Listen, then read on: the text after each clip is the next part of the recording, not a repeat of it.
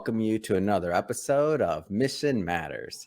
My name is Adam Torres, and if you'd like to apply to be a guest on the show, just head on over to missionmatters.com and click on Be Our Guest to apply.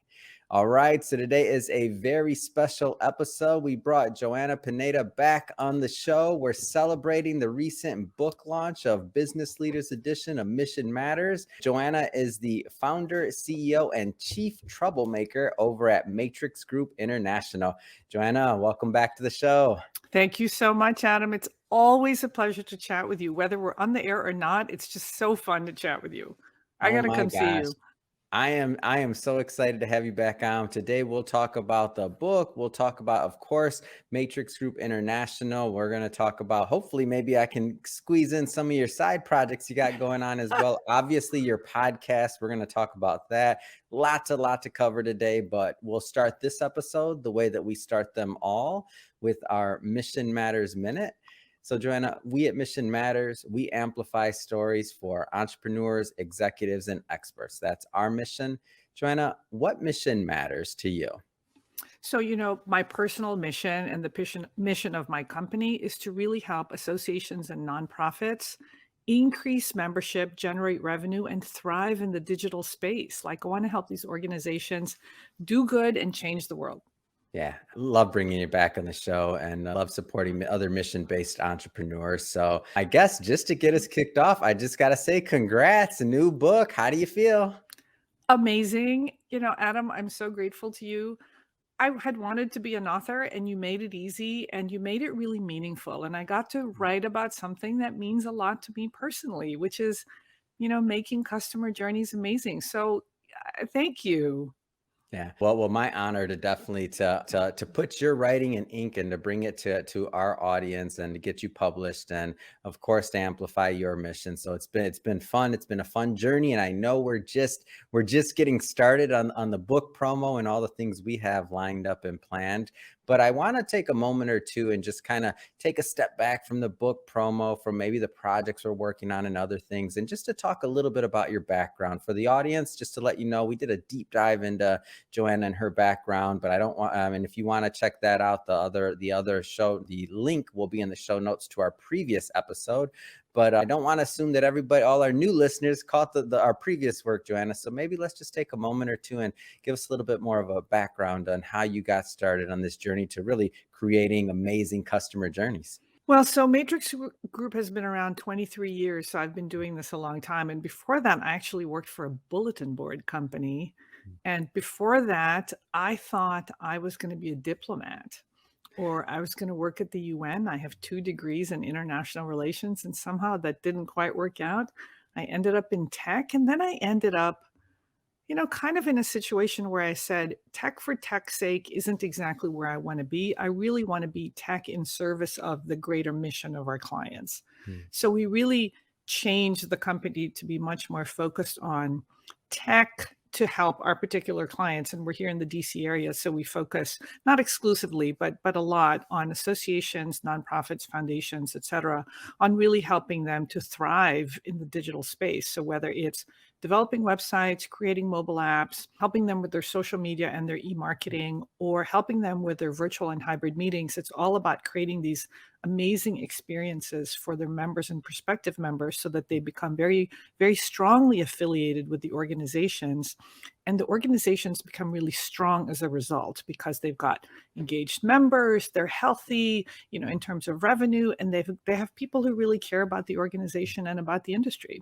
Yeah. And I think, and obviously we were going to have you write about this because this is your expertise. You've been doing it for a long time, and you have the vantage point of seeing even the evolution of technology and other ways to do things. So let's dive right into the book. So how to create amazing digital customer journeys. What was the inspiration for this?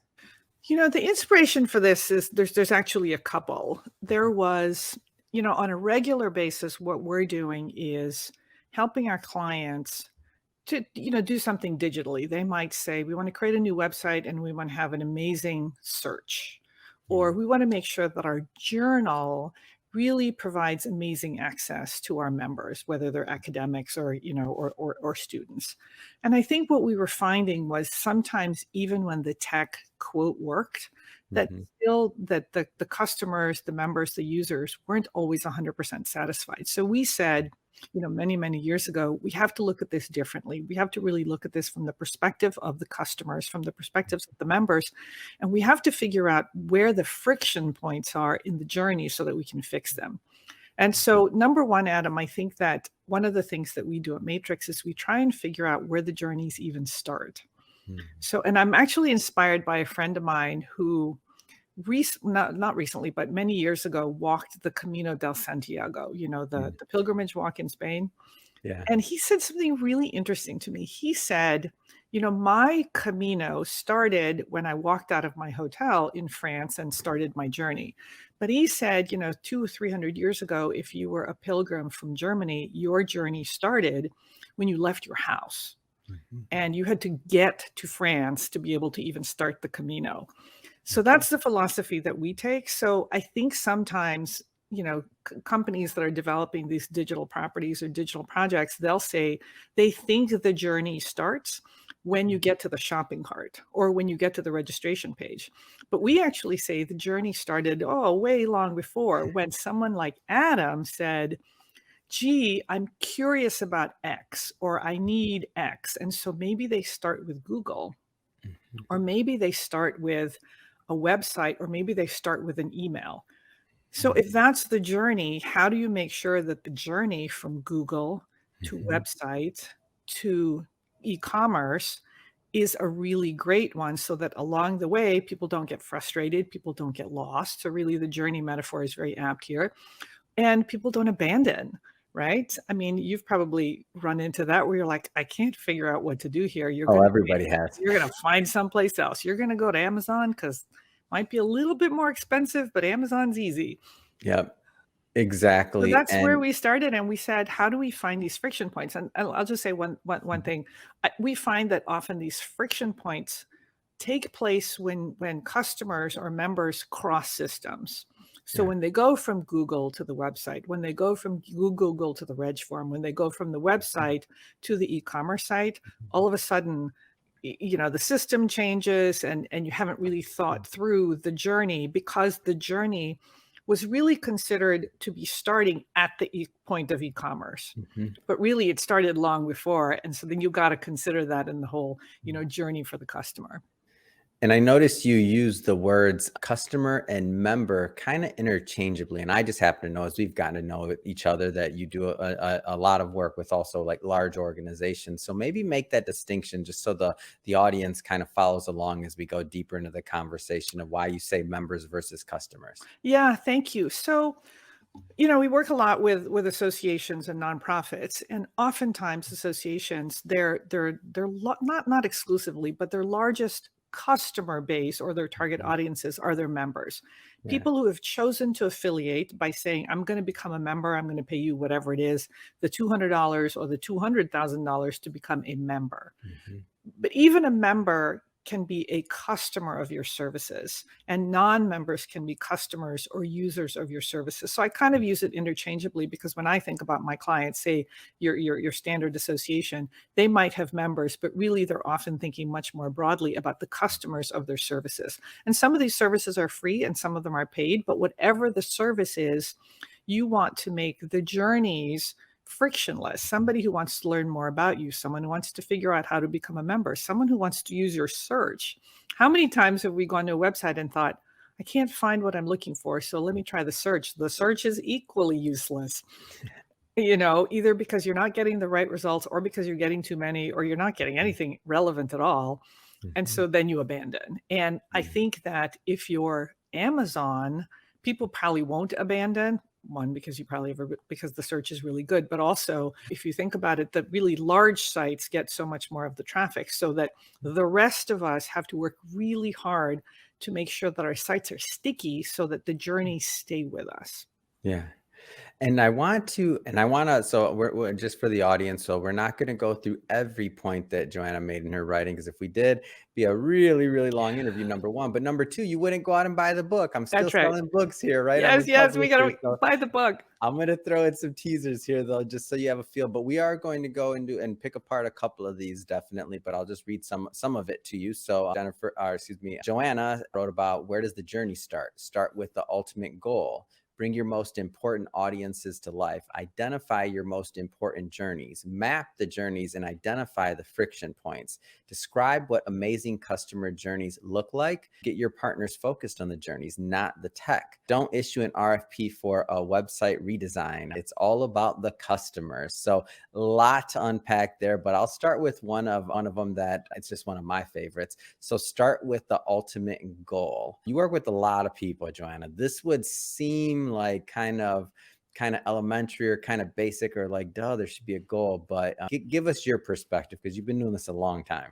Thank you for starting with that. So we will often meet with a prospect and they'll say, I need a website redesign. And I'll say, okay, what are we trying to achieve? And they'll say, well, I need a website redesign. And I'll say, okay, but the website in and of itself Hold needs on, I to do gotta stop something you there, else. Jed. I gotta stop you for a second. I'm that person. I've done it. If you're watching this and you're in that boat, we're in the same boat together. I progressed, thankfully, but I started there. What's your goal? Well, for this website, well, I need a website. Why do you need a website? Well, they told me I need a website because we need an online presence. That's the goal. That's not the goal. Okay, Joanne, I just had to, Exactly. I had to let everybody out there that's in that boat know I've been there too. Please go ahead. Yeah, no, I think what happens is we focus on the tech, Yeah. right? And so what's interesting about this is anyone can give you a website, Mhm. but is the website ultimately furthering your goal and helping you Mhm. accomplish your goal? So if if you sell pants, right? Mhm. The website should help you sell pants. Yeah. If you're an advocacy organization and you lobby on behalf of, health insurance, providers, or a pet, food company, then ultimately the website should help you by raising awareness of your issues and kind of Mhm. getting people to understand what they need to do to support your causes. So it's not about the website, because there are many, many websites out there that are beautiful, but actually are kind of useless, Mhm. right? Because they're not helping you to increase signups to your newsletter. They're not helping you to increase your customers. They're not helping you to educate the world about what your industry is. So for Mhm. me, it's about starting with the goal. And it's actually shocking, Adam, to your point, how many times we'll get a request for proposal and we'll say, what's the goal? And they'll say, well, we want a website. And I'll say, but what are Yeah. we really trying to do? Are we trying to increase membership? Are we trying to increase registrations to your annual conference? Are we trying to increase sales of your publications? Are we trying to increase the number of people who become authors, Yeah. the number of people who buy the book? What are we trying to do here? And so, great point. And I'm not shocked, man. That's why I had to cut you off there for a second to let you know, to let everybody else know I was that person. And I know there's some of those people watching today. So start with the ultimate goal in mind. I'll skip around here a little bit, but I do want to spend some time on the journey side of things. So identify your most important journeys. What does that mean? Yeah. So again, when you're thinking about the website, or actually think about your organization as a Yeah. whole. What are your most important journeys? So let's take one of my clients. It's a certifying body for individuals who fit prosthetics. Mm. In addition, they also accredit the clinics that fit prosthetics. Mhm. So their most important journeys are for people to learn about the certifications, to actually Mhm. become certified, and actually for the clinics and the facilities to become accredited. So those are actually the most important journeys. Mm. Now, here's why this is important. Because when you identify the journeys, then you can keep your eye on the prize and you can say, all right, are we doing things that are actually furthering what the organization wants to do, which is increase the number of people who are actually certified, so that ultimately the goal is anytime you're getting fitted with a prosthetic, you're actually being served by someone who's properly trained. Yeah. Right. So that this is actually a good experience. You're going to be healthy. Your life is going to be better, etc. So let's keep our eyes on the prize. But here's what's interesting. The process of becoming certified and the process of becoming accredited is actually, when you go through that process, you cross three systems. Mm. So if you're only focused on the website, Yeah. you're not going to fix the journey. Yeah. Does that make sense? That Because you're makes total focusing on sense. the website, but not the portal where you actually fill in the documents that show Absolutely. that you have a quality organization so that Yeah. you are worthy of becoming accredited. So so we say let's focus on the most important journeys. Mhm. It also helps you because then when I mean, like in the end, organizations have to make choices about how to spend their time and money. Mm. When you know what your most important journeys are, and often these are journeys that benefit the most customers, that bring in the most revenue, that impact the greatest number of people, Yeah. then you can make decisions about, well, this is 70% of our revenue. It's the Yeah. annual conference. Or this particular publication brings in 60% of our revenue. Mm. Let's make that really, really a high priority. So, for example, if you had an organization Mhm. where there's a specific publication brings in Mhm. 60% of the revenue, and you wanted to redesign the website, I would make sure that the book, that specific publication Yeah. really got a lot of priority, and also the process of subscribing or purchasing was Mhm. absolutely as easy as possible Yeah. from all the different places. So whether you came from Google or Facebook or social or email or the website, the process of actually purchasing a publication is easy. I'm also going to make sure that there's amazing tracking so that Mm. you know where people might be abandoning and where people are coming from. Yeah. And for everybody watching this, I don't know if you caught everything Joanna just said, but she just taught a master class on how to rank this thing. Like you did. You made it sound very simple and easy, but I can say that that journey of prioritizing, if you're watching this and you thought and you're thinking to yourself, like, okay, well, I didn't maybe know what the ultimate goal was, because it's not intuitive. Even though Joanna lives this and is doing this for her clients every day, like it's not intuitive to, especially if you're still in the standpoint, which I was a long time ago, of thinking of like, well, what, I just need a website. It's so much more than that. If you're tying if you're ranking your priority based on revenue and what's most important, then there's the opportunity, and you correct me if I'm wrong in this, Joanna, but there's the opportunity to increase that. So, and to increase the revenue from them, from those particular profit centers, because you might not even know, especially if you're not really into the deep into the analytics side of your website, you might not even know where people are falling off. So Yes. like I'll throw out a hypothetical and let me know if I'm off, but so for the example you just said, Joanna, let's say there's a registrant or somebody that can't figure out how to get registered. The person that has that website possibly doesn't know that that's happening in the first place, and they're falling off in the middle of registration and they're not coming back. Whereas if they were focusing on that journey, and if that happens to be where the majority of the revenue is coming, and they're focusing on that particular journey, the revenue has the possibility to increase from that, because less people maybe will fall off of that registration page during their customer journey. Am I off on this, or my understanding? Absolutely. You are not off on this. I mean, I have example after example. We were working with an organization that did coaching, right? So they had a database of coaches, and for free, they were funded by the government. You could Mm. go in, kind of search for a coach and then request coaching.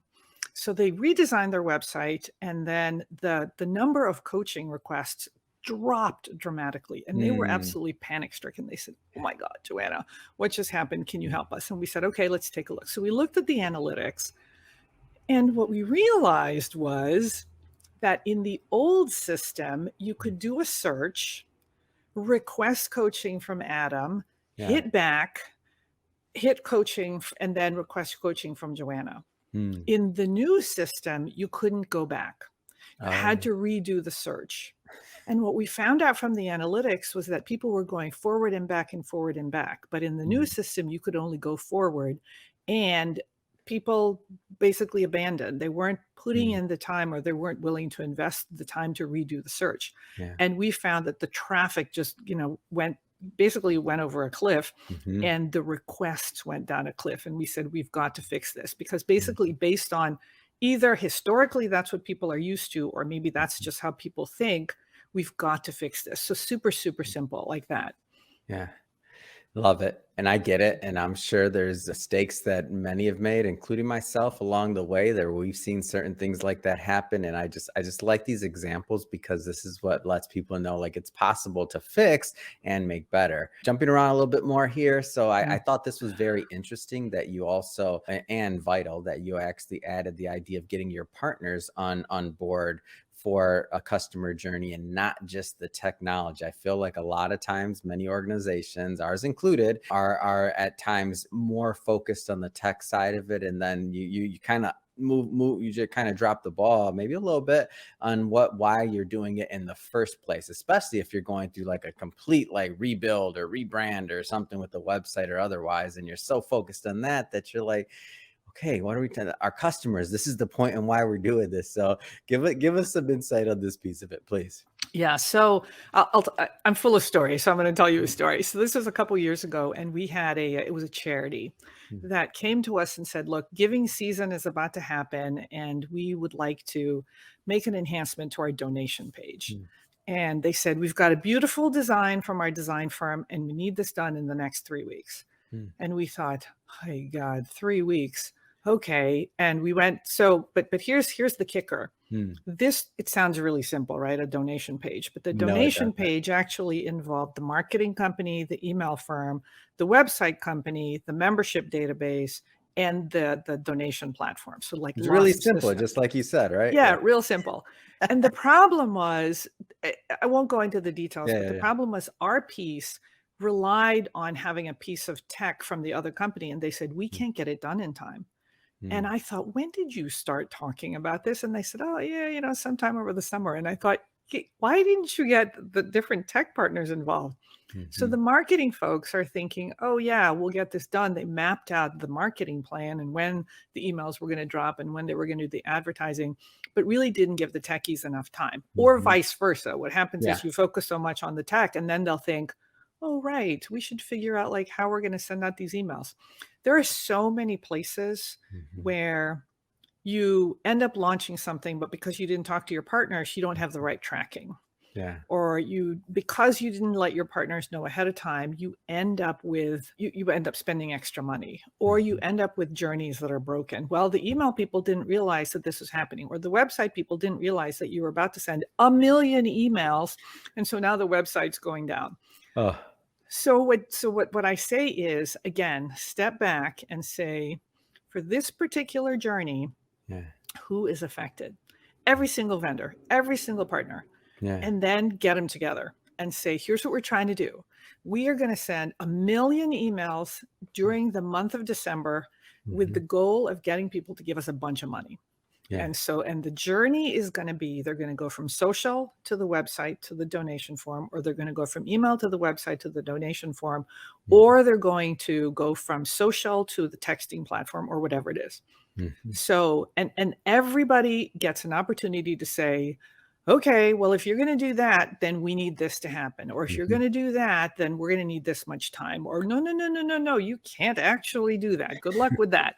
You know, and if you do it early enough, it's not a crisis. Yeah. And you actually, I think if you're early enough, you can actually allow magic to happen, because Mhm, one vendor might say, if you give me this, I can save you time over here, or we can yeah. actually make this better. Or I have a client that did this, and what do you think about doing this? Mm.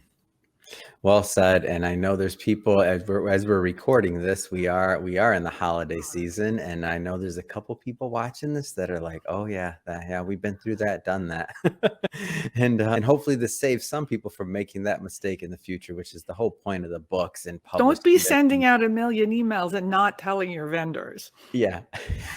Good. Joanna, I wanna spend some time here on your podcast. I mean, as a fellow podcaster, I just have to say, obviously we've worked together prior to me knowing about the podcast and some of the other things that you're putting out, but I just love the podcasting idea, community. I love that as a format and medium to express creativity and get our message out there and to really add value to the marketplace. I guess first thing is, why did you decide to start a podcast? Like, why was that on your mind? Well, so I have two, right?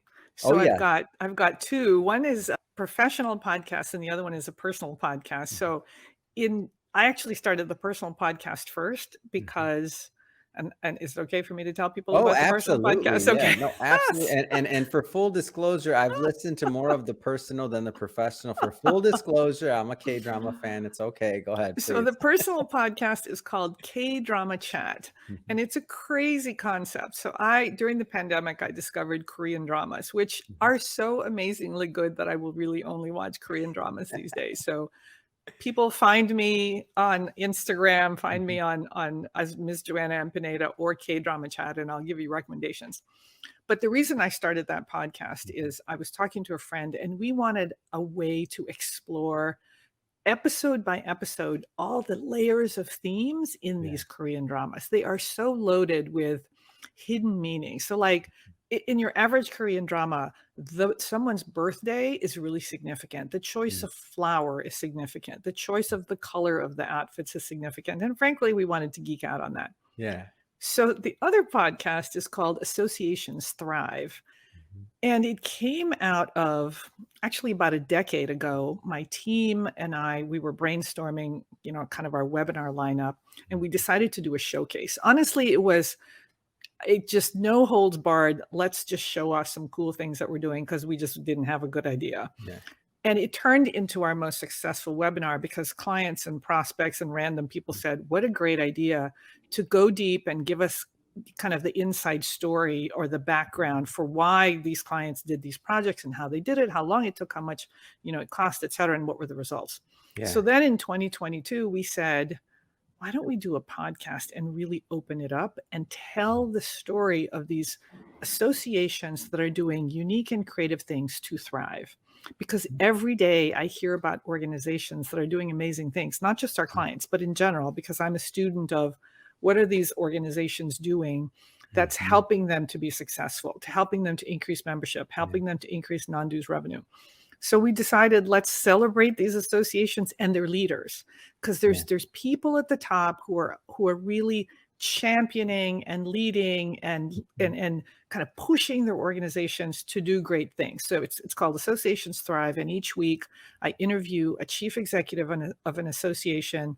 I Mhm. ask them about their organization. I ask them their journey to becoming the top exec, and then we talk about the one or two things that they're doing to thrive. And Adam, I am learning so much, and these execs are amazing. I'll point out a couple. So like Lindsay Curry from the Mhm. Council on Undergraduate Research talks about the value of to students of undergraduate research, and she's got this you know how a lot of associations will have legislative fly-ins. Yeah. So instead of a 2-day fly-in, they created a 6-month advocacy program to Wow. teach students and faculty how to articulate the value of undergraduate research to different types of audiences: lawmakers, your mom, your neighbor, a university CEO.